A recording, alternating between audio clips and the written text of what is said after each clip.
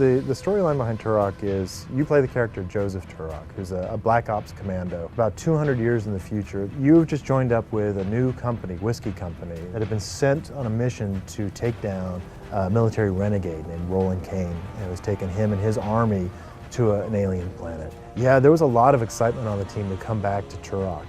A lot of people who played the original N64, myself included, that was sort of remembered as one of those seminal events on the console, that you're really coming in and saying, wow, this is what a shooter should be on the console. Flip that coin over, we have much more expectations that we have to fulfill to get that next-gen gameplay. We can't just put down a fog wall right in front of the clipping plane and to have noises off in the background that aren't real dinosaurs. We need the player to be able to really explore a deep, dark jungle and know that out there amongst the trees and the bushes there are ferocious predators that if you disturb them will hunt you and track you down and attack you. And the obvious thing is the jungle becomes part of the gameplay through its visuals, right? It has to be an awe-inspiring thing to look at, to move through. It's got to be varied. And overwhelm you with how alien and hostile it can be. You can watch dinosaurs stealing eggs out of each other's nests. You can watch dinosaurs hunting each other or grazing harmlessly on the grass as you move through it. And on your side, it's, can I stay concealed? Can I run down the center of this area and just use speed to get past some stuff that might not notice me? Can I be careful about splashing noisily through puddles or noisily reloading my weaponry right where an enemy patrol could hear, or worse, where a raptor that's happily feeding on its prey suddenly realizes there's something else to eat out there.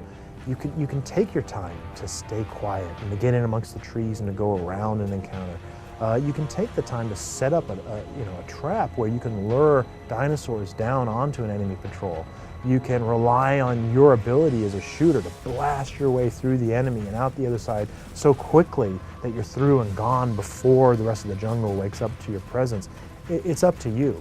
One of the challenges we had actually was that we have to cover a broad range of different encounter types, from sort of basic military conflict where you're coming in with a lot of machine gun fire, close range, shotgun fire, grenades, stuff like that.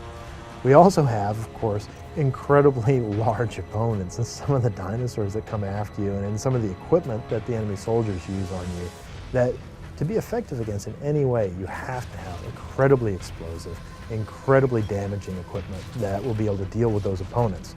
Because it's an open environment, we wanted to make sure that all of the other creatures and opponents that you're coming across really respond realistically to each other. And one of the things you can do is turn them against each other. If there's a heavily guarded gate to an enemy military installation or something like that you don't necessarily want to punch your way through and sound the alarm, you can attract a pack of dinosaurs into that courtyard in front of it. They're going to create such havoc that you might be able to use that opportunity to stealth through and get to the other side. Dinosaurs are very, very attracted to bright, shiny objects.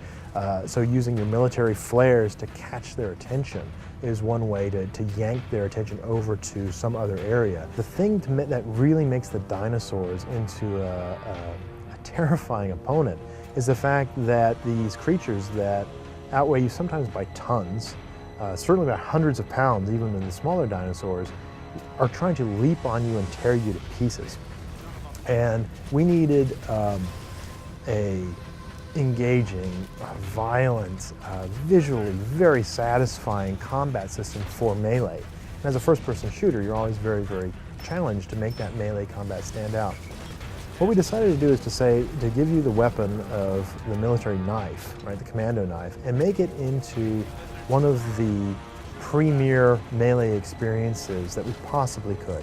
And so we've instituted a system where when the dinosaurs get on you, or you can get on the dinosaurs, or you can use as enemy soldiers and you want to wield the knife, we give you a full repertoire of these close-up strategic tactical moves that allow you to just land fatal attacks on your enemies. Of course, now your enemies have those abilities to land those on you too, and you have to fight from that position with the knife to make your way out of it. It's a cinematic event. It's right up close and personal. You can feel that dinosaur breath on your face as it's got you down on the ground and it's gouging at you, and you got your knife out and you're just trying to hack it off of you to stun it or hurt it enough to push it back off of you and get back to your feet.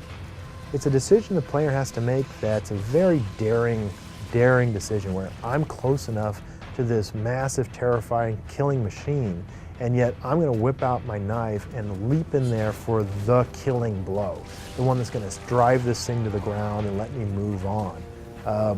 If I can distract the dino, distract the enemy soldier, if I can stun it for some of the larger creatures, if I can knock it down with an explosion from a grenade, if I'm brave enough to whip out the knife and to run in there and to time it correctly, I'm going to get rewarded by this cinematic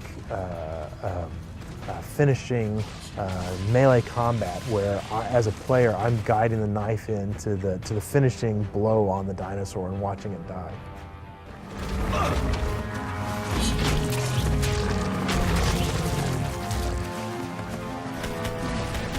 Stink.